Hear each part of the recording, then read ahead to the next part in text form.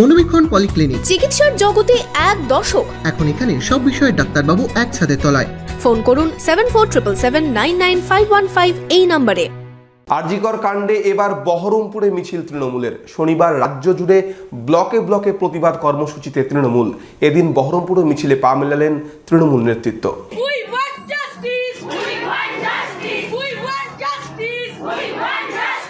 আরজিকর কাণ্ডে দোষীদের সর্বোচ্চ ফাঁসির দাবিতে বহরমপুরে মিছিল করল তৃণমূল। মহিলাদের সুরক্ষার পাশাপাশি আরজিকর কাণ্ডে দোষীদের উপযুক্ত শাস্তির দাবিতে শনিবার রাজ্য জুড়ে মিছিলের ডাক দেওয়া হয় তৃণমূলের পক্ষ থেকে।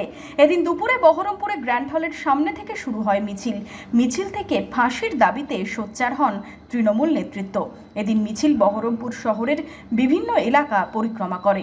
মিছিলে পা মেলান মহিলা তৃণমূল কর্মীরাও। আমাদের যে দাবি প্রথম দিন থেকে, আরজিকর কাণ্ডে যে নারকীয় হত্যাকাণ্ড ঘটেছে ডে 1 থেকে, আমাদের মাননীয় মুখ্যমন্ত্রী, যিনি পশ্চিমবঙ্গের 5 কোটি মহিলার মা এবং 5 কোটি মহিলার যিনি সম্ভ্রম রক্ষা করছেন দীর্ঘদিন থেকে লড়াই আন্দোলন করে, তিনি ডে 1 থেকে 24 ঘন্টার মধ্যে যে দোষী তাকে ডিটেক্ট করে সর্বোচ্চ পর্যায়ের অর্থাৎ ক্যাপিটাল পানিশমেন্ট বলতে যেটা বোঝায় সর্বোচ্চ পর্যায়ে ফাঁসি চেয়েছেন, সর্বোচ্চ পর্যায়ে শাস্তি চেয়েছেন, যার অর্থ ফাঁসি হয়। যে ঘটনাটি ঘটেছে এটার পুনরাবৃত্তি না হয় তাকে আমরা ফেরাতে পারবো না।